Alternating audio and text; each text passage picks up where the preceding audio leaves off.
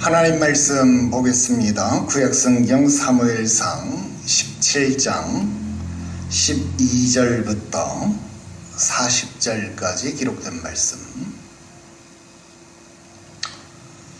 구약성경 사무엘상 17장 12절부터 40절까지 기록된 말씀. 다윗은 유다 베들레헴 에브라 사람 이세라 하는 사람의 아들이었는데 이세는 사울 당시 사람 중에 나이가 많아 늙은 사람으로서 8 아들이 있는 중 그 장성한 세 아들은 사울을 따라 싸움에 나갔으니 싸움에 나간 세 아들의 이름은 장자 엘리압이요 그 다음은 아비나답이요 셋째는 삼마며 다윗은 막내라. 장성한 세 사람은 사울을 따랐고 다윗은 사울에게로 왕래하며 베들레헴에서 그의 아버지의 양을 칠 때에 그 블레셋 사람이 40일을 조속으로 나와서 몸을 나타내었더라. 이새가 그의 아들 다윗에게 이르되 지금 내 형들을 위하여 이 볶은곡식 한 에바와 이 떡 10덩이를 가지고 진영으로 속히 가서 내 형들에게 주고 이 치즈 10덩이를 가져다가 그들의 천부장에게 주고 내 형들의 안부를 살피고 증표를 가져오라.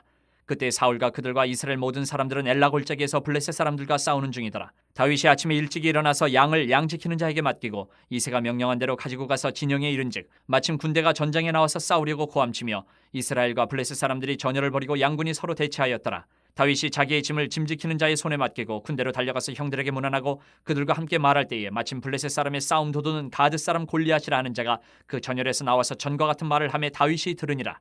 이스라엘 모든 사람이 그 사람을 보고 심히 두려워하여 그 앞에서 도망하며 이스라엘 사람들이 이르되 너희가 이 올라온 사람을 보았느냐? 참으로 이스라엘을 모욕하러 왔도다. 그를 죽이는 사람은 왕이 많은 제물로 부하게 하고 그의 딸을 그에게 주고 그 아버지의 집을 이스라엘 중에서 세금을 면제하게 하시리라. 다윗이 곁에 서 있는 사람들에게 말하여 이르되 이 블레셋 사람을 죽여 이스라엘의 치욕을 제거하는 사람에게는 어떠한 대우를 하겠느냐? 이 할례받지 않은 블레셋 사람이 누구에게 살아계시는 하나님의 군대를 모욕하겠느냐? 백성이 전과 같이 말하여 이르되 그를 죽이는 사람에게는 이러이러하게 하시리라 하니라. 큰형 엘리압이 다윗이 사람들에게 하는 말을 들은지라 그가 다윗에게 노를 바라여 이르되 내가 어찌하여 이리로 내려왔느냐? 들에 있는 양들을 누구에게 맡겼느냐? 나는 내 교만과 내 마음의 완악함을 아노니 내가 전쟁을 구경하러 왔도다. 다윗이 이르되 내가 무엇을 하였나이까? 어찌 이유가 없으리이까? 하고 돌아서서 다른 사람을 향하여 전과 같이 말하며 백성이 전과 같이 대답하니라. 어떤 사람이 다윗이 한 말을 듣고 그것을 사울에게 전하였으므로 사울이 다윗을 부른지라.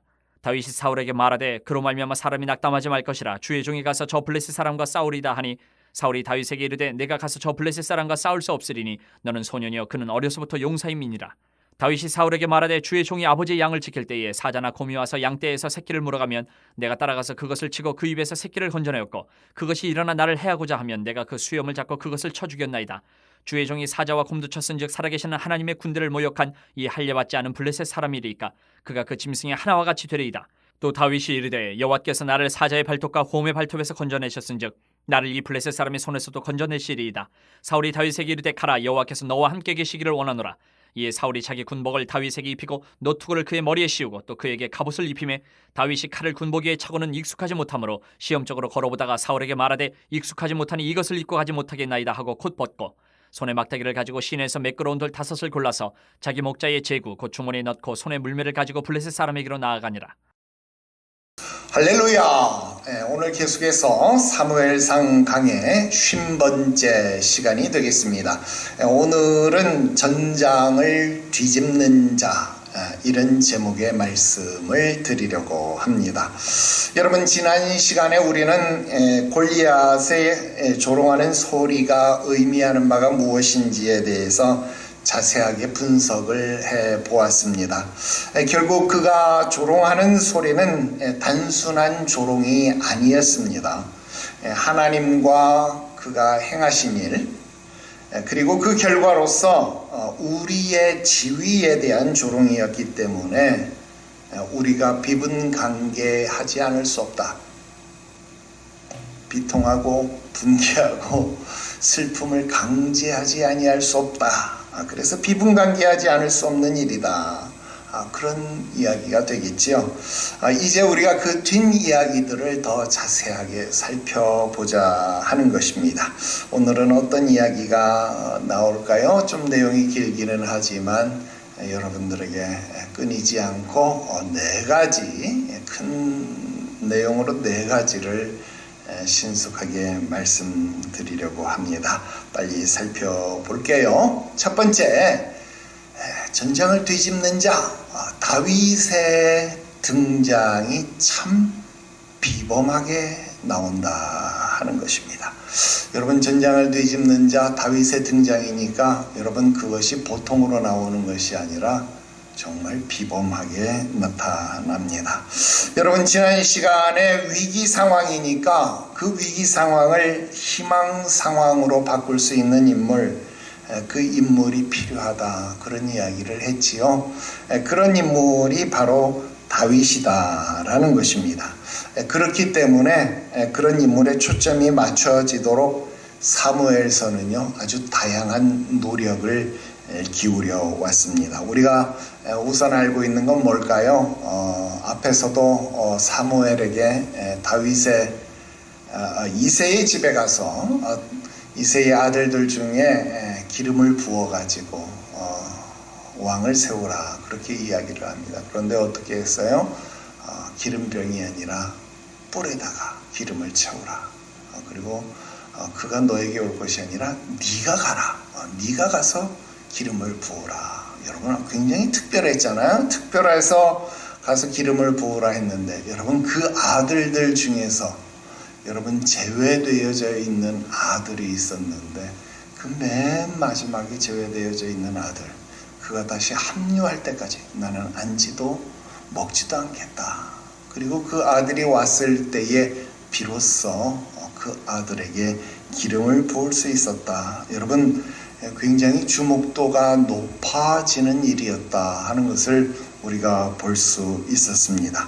자, 그런데 이번에도 그 다윗을 등장시키는데 굉장히 여러 가지 장치를 통해서 주목도를 높이고 있다 하는 거예요. 한 6가지 정도가 등장하고 있는데요. 하나하나 살펴보도록 할게요.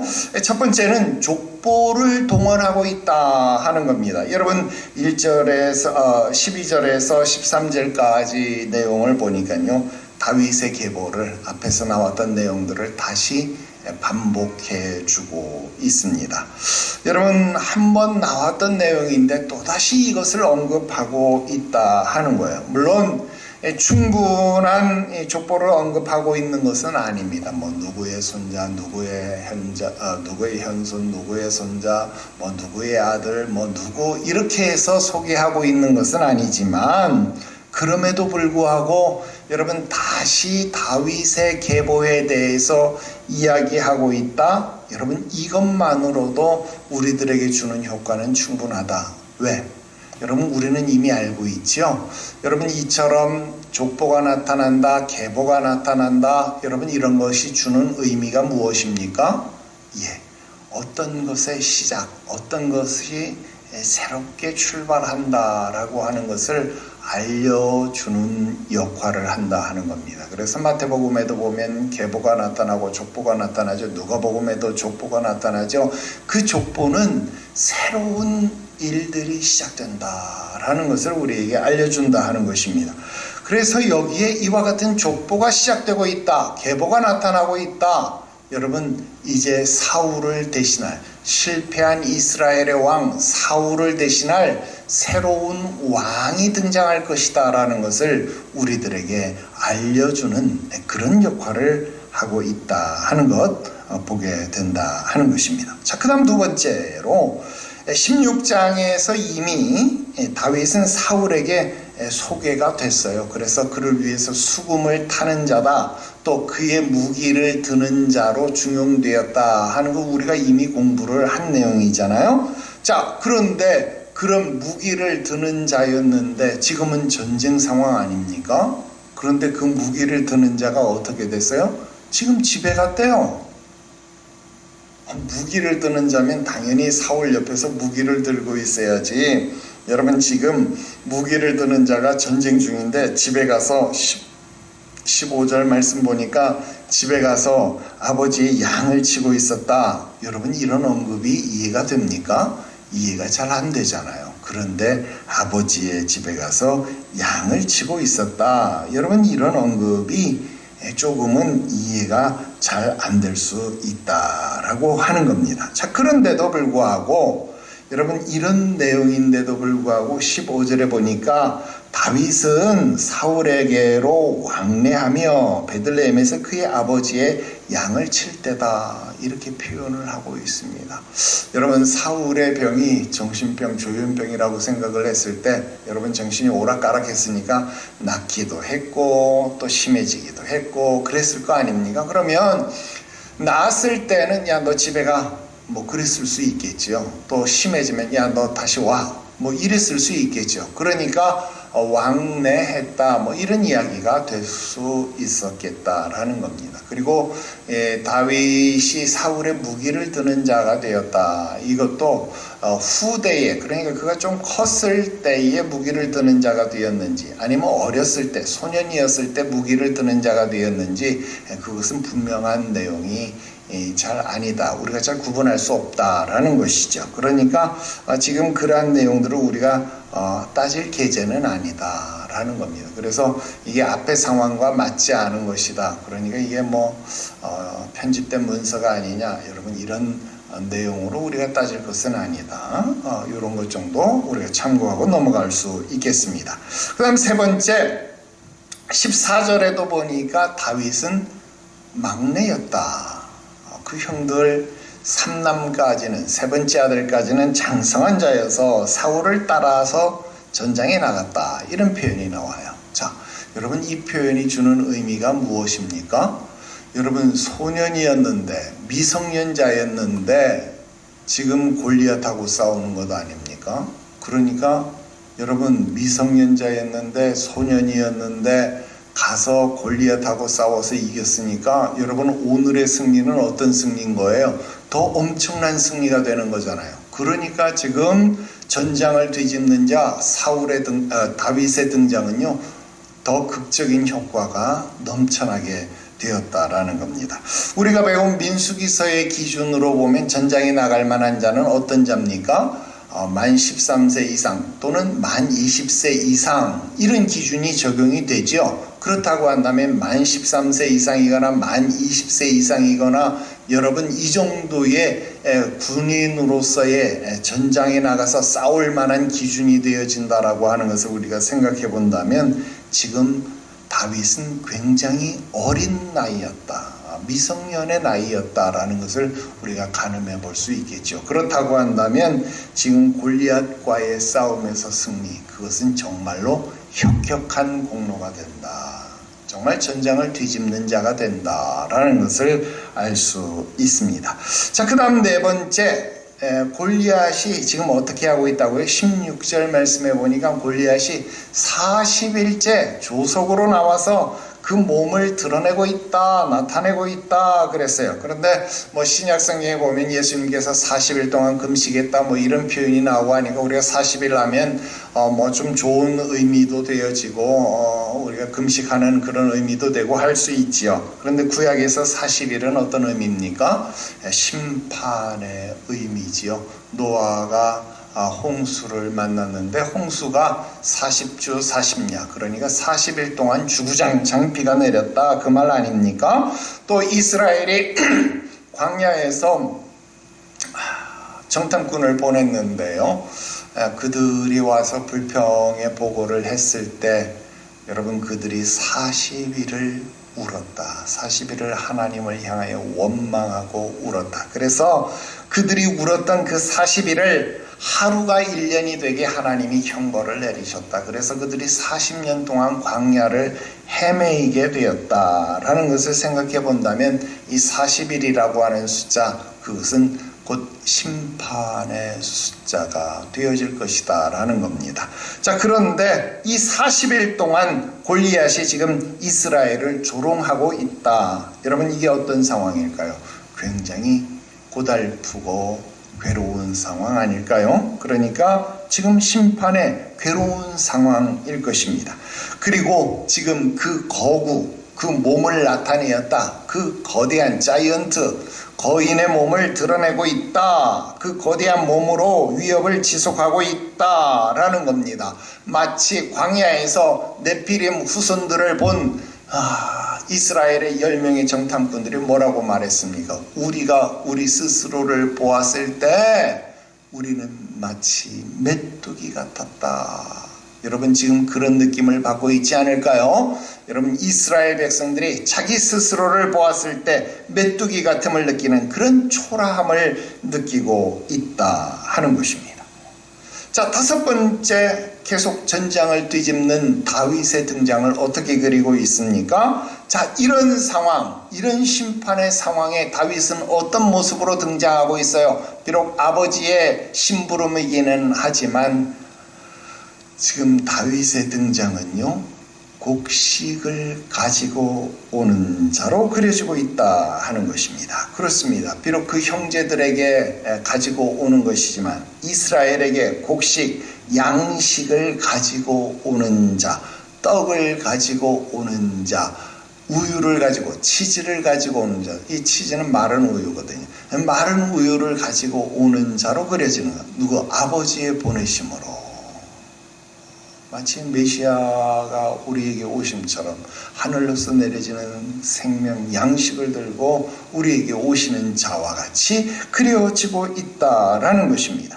여러분, 공부한 자들에게 적절한 음식으로 그려질 만한 것들을 들고 오늘 우리에게 오시는 자로 묘사되고 있다 하는 겁니다. 뿐만 아니라 가서 뭘 하라 그랬어요? 아버지가 가서 형들의 안부를 살피라. 안부 뭡니까? 샬롬. 그래서 그는 우리에게 무엇을? 평강, 샬롬, 샬롬을 묻는 자, 샬롬을 주러 오는 자죠. 평강의 왕으로 불려질 자라, 징표를 받을 자다라는 것입니다. 참 놀라운 의미가 되는 것 아닙니까? 정말 전장을 뒤집을 자, 이 판세를 뒤집을 자, 우리에게 오시는 메시아의 모습과 같이 보여지고 있다 하는 것입니다. 자, 마지막 여섯 번째 20절, 다윗은 아침 일찍 일어나서, 그렇게 표현하고 있습니다. 마치 예수님께서 새벽 미명의 습관을 쫓아 기도하러 겟세마네 동산으로 나아가셨다. 여러분, 그러한 모습들을 연상시킵니다. 아침 일찍 일어나서 순종과 부지런함을 보이고 있다 하는 겁니다. 그의 책임감을 잘 나타내는 그런 구절로 우리들에게 보여지고 있다 하는 겁니다. 여러분, 이처럼 사무엘서는요, 사울의 왕권을 계승할 자, 실패한 사울의 왕권을 계승할 자로서 다윗의 인품, 다윗의 왕권을 보여주기 위해서 정말 마치 잘 짜여진 조각 그림처럼 우리들에게 한 조각 한 조각 한 조각 한 조각을 드러내주고 있다, 보여주고 있다. 전장을 뒤집을 자로, 이 판세를 뒤집을 자로, 위기 상황을 희망 상황으로 바꿀 자로 우리들에게 다윗을 소개해주고 있다 하는 것 보고 있습니다. 자, 두 번째 여러분들에게 말씀을 드립니다. 사울의 전장 대처법이다 하는 겁니다. 자, 이 사울은 이 40일 동안 이 전장을 어떻게 관리하고 있는가 하는 것입니다. 이 사울은 지금 이 이스라엘의 전쟁을 이끌어가는 자로 왕으로서 이 전장을 지금 어떻게 관리하고 있느냐 하는 겁니다. 자, 21절 말씀에 보니까 전열을 벌이고 양군이 서로 대치하였다, 그렇게 기록하고 있습니다. 여러분, 40일간 지금 지루한 대치 상황이 지속되고 있다 하는 것이죠. 더 정확하게 표현을 한다라고 한다면 비굴한 그런 대치 상황이 지속되고 있는 겁니다. 왜 비굴할까요? 지금 그가 조롱하는 소리는 이스라엘의 군대를, 그러나 더 정확하게 하면 하나님의 군대를 조롱하고 있는 거잖아요. 여러분, 이스라엘 백성들이 스스로 보기에도 메뚜기 같았더라. 여러분, 이런 참담한 상황들을 40일 동안이나 가스라이팅 당하고 있는 그런 상황이잖아요. 완전히 심리적으로 굴종 상태에 들어가 있는 그런 상황을 지금 겪고 있다, 그 말입니다. 여러분, 군사 지도자라고 한다면, 이스라엘의 왕이라고 한다면 지금쯤 반드시 이 상황을 타개해야 하는 것 아닙니까? 이 상황을 극복해야 하는 것 아닙니까? 그런데 지금 자기 백성이 그런 심리적 공황 상태에 놓여 있게 했다 하는 겁니다. 물론 아무런 노력을 안 한 건 아닙니다. 보니까 25절에 뭐라 그랬어요? 사울 왕이요, 이 골리앗을 죽인 자에게는 상을 내리겠다. 그래서 포상 조건을 내걸었어요. 어떤 포상 조건이요? 첫째는 많은 재물을 내리겠다 그랬어요. 그 다음 두 번째, 자기 딸을 주어서 부마로 삼겠다. 부마로 삼겠다. 그 다음 세 번째는 그 아버지의 집으로, 그러니까 그 가문으로 하여금 대대로 세금을 면제해 주겠다. 아주 파격적인 조건을 걸었습니다. 자, 이 정도 조건이면 누구 하나 나서서 정말 한번 도전해 볼 만도 한데요. 그런데 지금 보니까 아무도 그런 조건을 듣고도 내가 한번 싸워보겠다 나서는 사람이 없는 것 같습니다. 오죽했으면 소년이잖아요. 소년 다윗이 조건이 뭐라고요? 어떻게 한다고요? 여러분, 이런 말을 했는데 그 말 물어본 것 가지고 사울에게 가서 보고가 들어갔다. 그러니까 사울이, 야, 그 말 물어본 사람 누구라고? 나 앞에 데려와. 여러분, 이런 보고가 들어갈 정도면, 여러분, 이런 포상 조건을 내걸어도 아무도 나서는 사람이 없었다라는 겁니다. 그러니까 지금 사울은 이런 전장을 관리할 만한 리더십조차도 잃어버렸다. 이런 표현이 맞는 겁니다. 가장 의미 없는 메시지가 아닐까 그런 생각해 보지요. 여러분, 지도자가 앞장서지 않는데 누가 앞장섭니까? 내가 공부하지 않으면서 자식에게 공부해라 꼭 공부하지 않습니다. 내가 주일 성수하지 않으면서 자식에게 주일 성수하라고 말해봤자 자식 주일 성수하지 않습니다. 목회자가 헌금하지 않으면서 성도들에게 헌금 말해봤자 소용없습니다. 여러분, 지도자가 말만 앞서면요, 백성들도 말만 앞섭니다. 그래서 지도자가 청렴하지 않으면요, 국민들에게 청렴을 말할 수 없는 겁니다. 그래서 지금 우리나라 힘든 것 아닙니까? 제발 신중하게 지도자를 선택해야 된다 하는 겁니다. 이 굉장히 중요한 일이다 하는 거예요. 자, 이제 세 번째 말씀드립니다. 다윗이 이 전장을 어떻게 판단하고 있는가? 다윗이 이 전장을 어떻게 판단했고 다윗이 왜 분노하고 있는가 하는 것을 살펴보려고 합니다. 다윗이 전장 판단과 분노하는 이유. 자, 26절에요. 다윗이 이 질문을 다시 하는 이유. 이걸 잘 알아야 합니다. 자, 다시 앞에서부터 살펴볼게요. 26절에 보면 지금 다윗이 곁에 서 있는 사람들에게 말하여 이르되 이 블레셋 사람을 죽여 이스라엘의 치욕을 제거하는 사람에게 어떤 대우를 하겠느냐? 지금 다윗이 그 대우를 받고 싶어서, 그러니까 부자 되고 이스라엘의 사위가 되고 왕의 사위가 되고 세금 면제받고 싶어서 어떤 대우 된다고요? 지금 그거 묻는 거예요? 그래서 지금 이 질문을 다시 하는 거예요? 천만에요. 여러분, 이 질문을 다시 하는 이유를 알아야 된다 그 말입니다. 다시 앞에서부터 살펴보세요. 자, 22절 볼게요. 22절. 자, 22절에서 다윗은 지금 뭘 하고 있어요? 자기 짐을 맡겨요. 자기 짐을 맡겨서 형들을 찾아 문안합니다. 즉 아버지가 시키신 일을 먼저 수행한 거예요. 그리고 23절, 자, 아버지가 시킨 일, 즉 아버지의 명령을 수행하고 있을 때, 그 수행할 때 마침, 성경에 보니까 마침 그랬어요. 마침, 잘 보세요. 그렇게 할 때 마침 골리앗이 나와서 전과 같은 말. 전과 같은 말이 뭐예요? 지난주에 배운 거. 그가 조롱하는 소리 아닙니까? 전과 같은 말을 하매 그가 조롱하는 소리를 다윗이 어떻게 했다? 들으니라. 자, 다윗이 들었어요. 다윗이 들으니까 다윗이 이게 뭐지? 이게 뭐지? 다윗이 지금 상황 판단을 하고 있는 겁니다. 이게 뭐야? 할례 없는 백성이 지금 뭐라고 하는 거야? 하나님의 군대를 모욕하고 있는 거야?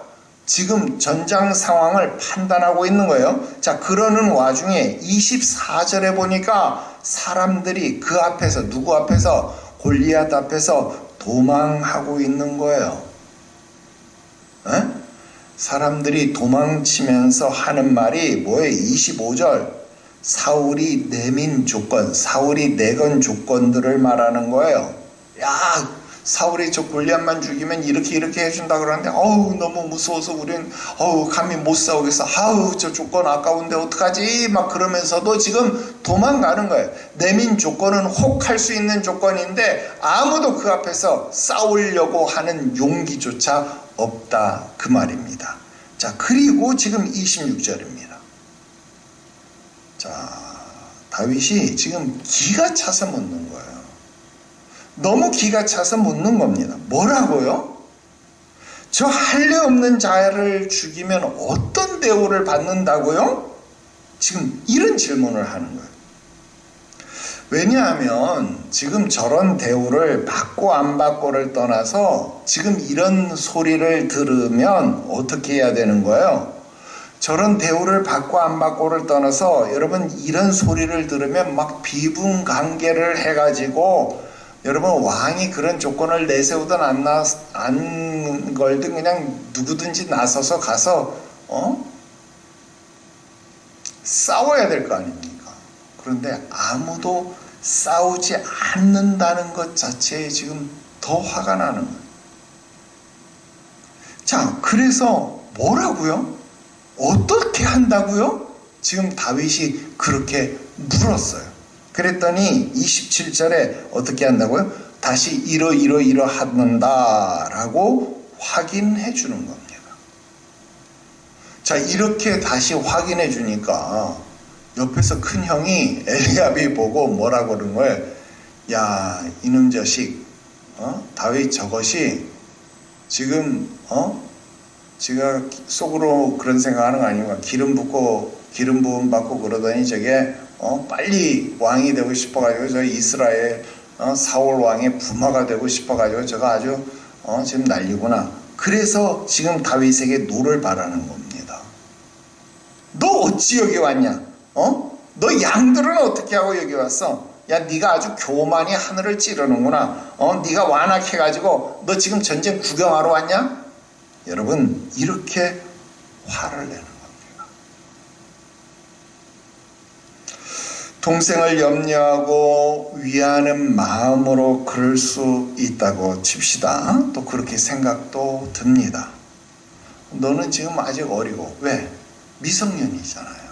너는 아직 어리고 능력도 없는 주제에 감히 저 거대한 골리앗을 상대로 전쟁을 하겠다고, 저 골리앗하고 한번 가서 붙어보겠다고?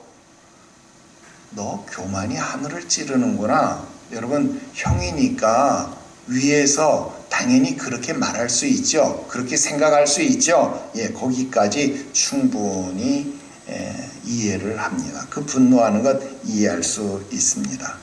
그런데 여러분, 우린 여기서 뭘 생각해 볼 수 있나요? 여기서 왜 하나님이 사무엘이 볼 때에도 야, 이는 이스라엘의 왕의 제목이로다 이렇게 보였던 엘리압, 정말로 왕의 제목처럼 보였던 엘리압을 왜 하나님이 선택하지 않았는지 우리는 그 이유를 알게 된다라는 겁니다. 왜 그랬을까요? 지금 엘리압 역시 누구랑 똑같은 겁니까? 사울왕하고 똑같다라는 겁니다. 무슨 말이에요? 위기 상황을 위기 상황으로밖에 볼 수 없다 그 말입니다. 그렇다면 엘리압 역시 지금 이 전장을 뒤집을 수 있는 자가 아니라는 말입니다. 여러분, 다윗은요, 골리앗보다 더 큰 하나님, 골리앗보다 더 큰 하나님을 볼 수 있는 사람이었다. 그래서 전장을 뒤집을 수 있다. 여러분, 이것이 지금 사무엘서가 말하고 싶은 겁니다. 여러분, 골리앗보다 더 큰 하나님을 볼 줄 알기 때문에 여러분, 엘리압도 사울도 모든 이스라엘 군사도 지금 눈앞에 있는 골리앗만 보니까 도망을 가지만, 지금 다윗은요, 골리앗보다 더 큰 하나님을 보기 때문에 도망갈 필요가 없는 거예요. 가서 맞서 싸우겠다는 거예요. 여러분, 이 간단한 이치를 지금 사람들은 모르는 겁니다. 그러니까 지금 다윗에게 화를 내는 겁니다. 그러니까 동생을 책망하는 겁니다. 오히려 부끄러워해야 할 건 누굽니까? 엘리압이잖아요. 본인이잖아요.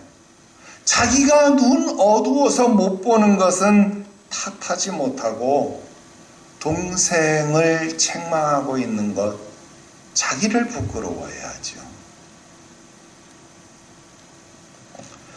자, 그런데 지금 다윗은 이 전장을 어떻게 판단하고 있을까요? 우리 그것 한번 생각해 보자 하는 겁니다. 지난주에도 말씀드렸지만 지금 이 골리앗이 조롱하는 것은 이스라엘의 군대가 아닙니다. 누구를 조롱하는 겁니까? 하나님의 군대를 조롱하는 겁니다. 즉, 그가 하나님의 군대를 조롱하는 순간 이 싸움은 골리앗과 이스라엘의 싸움이 아니에요. 여러분, 골리앗이 하나님의 군대를 조롱한다는 말은 이 싸움은 이제 골리앗과 하나님의 싸움이다, 그 말이에요. 이 싸움이 골리앗과 하나님의 싸움이 되었다. 그러면 이 싸움은 누가 이길 거예요? 당연히 하나님이 이긴다, 그 말입니다. 그렇다면 다윗은 이제 이 싸움의 승자가 누가 될 것이다 라는 것을 이미 알고 있는 겁니다. 그러니까 다윗은요, 이미 이 싸움의 승자를 알고 있기 때문에 염려가 없는 거예요. 그러니까 32절에 보세요. 32절에 그로 말미암아, 그는 누구예요? 블레셋 사람 골리앗이죠. 골리앗으로 말미암아 사람이 낙담하지 말 것이라 주의 종이 가서 저 블레셋 사람과 싸우겠습니다. 여러분, 오히려 지금요, 소년 다윗이 누구를 위로하고 있어요? 여러분, 사울을 위로하고 있습니다. 여러분, 왕이 이스라엘을 위로해도 모자랄 판에 지금 이스라엘이, 그것도 20살도 안 된 미성년자 소년 다윗이 지금 이스라엘의 최고 군수 통수권자인 여러분, 왕을 위로한다는 게 이게 말이 됩니까? 이게 말이 되는 거예요? 근데 지금 그 일을 하고 있다는 거예요. 누가? 다윗이 지금 그 일을 하고 있다라는 겁니다.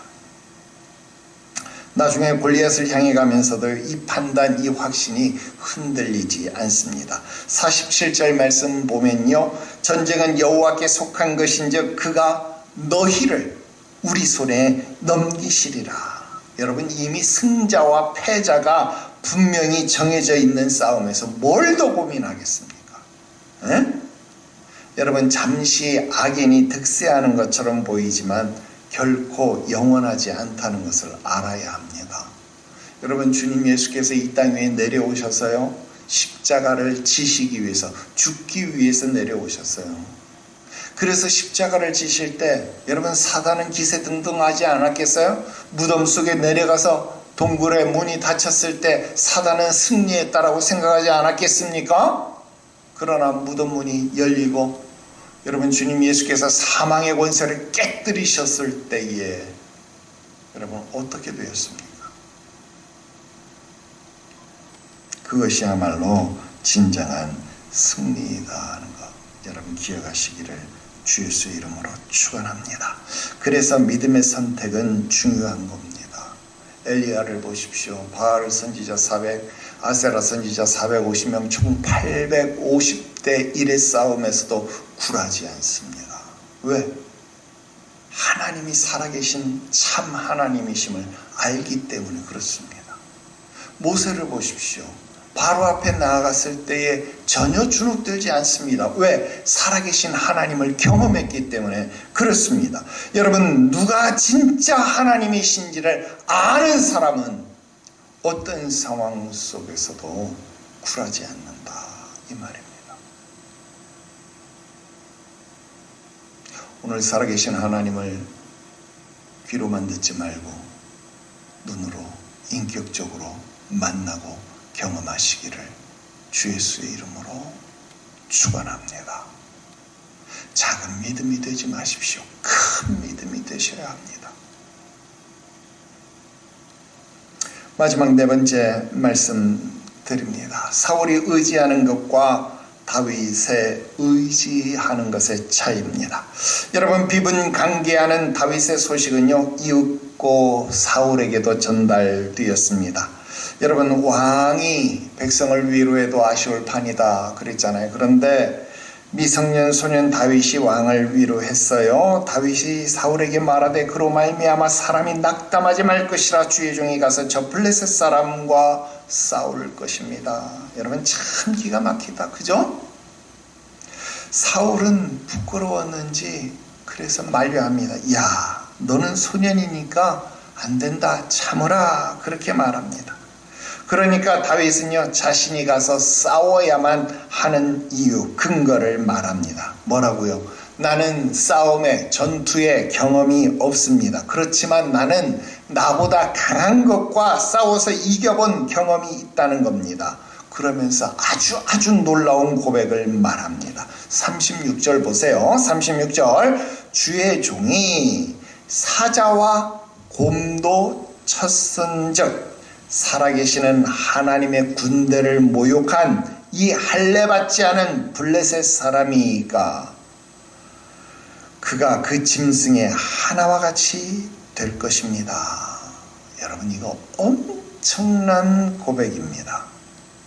자, 계속 보세요. 내가 사자와 곰도 물리쳤는데 하물며 이따위 할례 없는 자라야 말할 필요도 없다, 그 말입니다.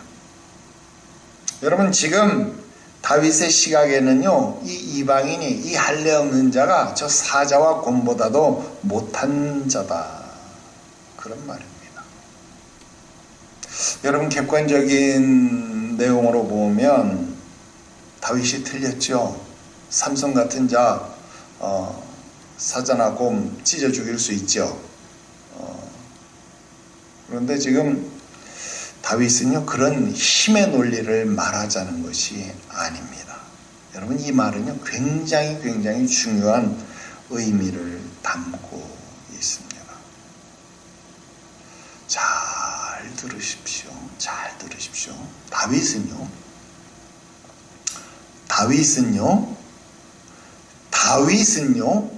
목동입니다. 다윗은 목동입니다. 양을 치는 목동입니다. 누구의 양을 치는? 내 아비의 양을 치는 목동입니다. 자, 그런데 내가 내 아비의 양을 지키기 위해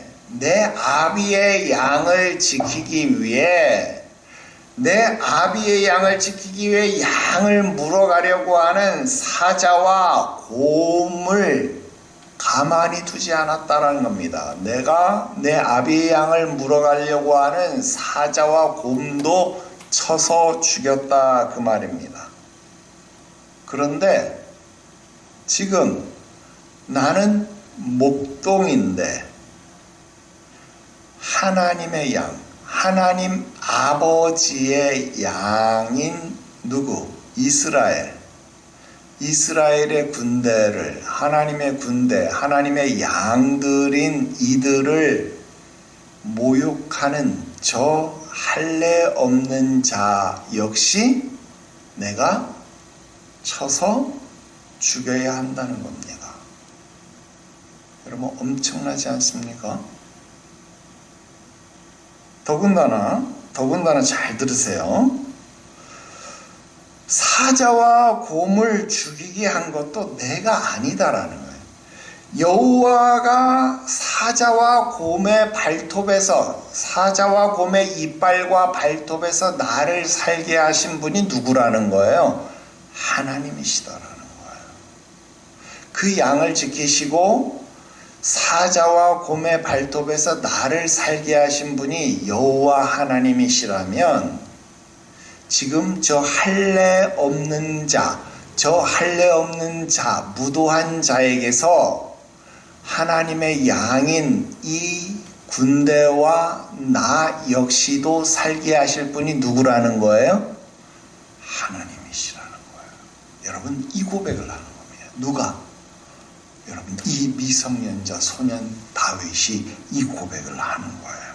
그게 37절입니다. 자 보세요. 또 다윗이 이르되 여호와께서 나를 사자의 발톱과 곰의 발톱에서 건져내셨은즉 기가 막히죠. 나를 이 블레셋 사람 손에서도 건져내실 겁니다. 아멘. 어때요? 이스라엘의 왕 될 자격, 이스라엘의 목자가 될 자격 충분하지 않습니까? 여러분, 이러니 하나님 마음에 합한 사람 아닙니까? 이러니 하나님이 모든 것을 다 이루게 하시겠다, 모든 것을 다 맡기겠다 작정하실 만하지 않습니까?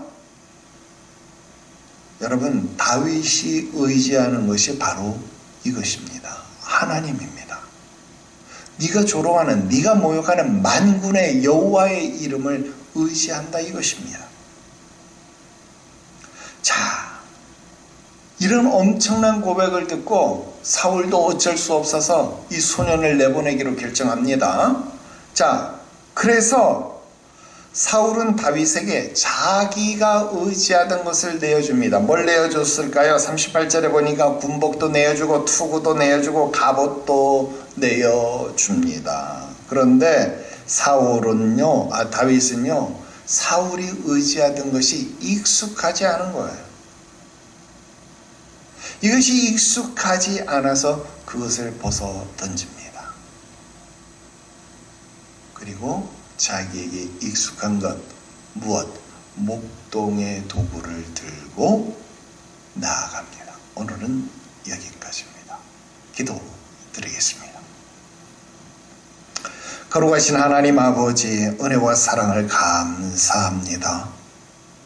오늘 우리의 삶의 모습 속에서 위기의 상황, 어려운 삶의 여건을 뒤집을 자가 필요합니다.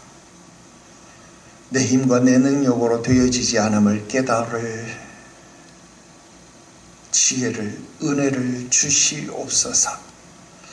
우리를 압도하는 악하고 더러운 사단의 조롱하는 소리에 주눅들어서 주를 바라보지 못하는 이 어리석음을, 이 연약함을 용서하여 주시옵소서. 이제 우리 가운데 오시는 주님 예수를 인하여 이 전장을 뒤집기를 원하오니 대장 예수를 따라 믿음의 승리를 거두게 하시옵소서. 주님 예수만 바라보며 바른 승리를 거두게 하시옵소서. 주만 따르는 주의 자녀들이 되게 하시옵소서.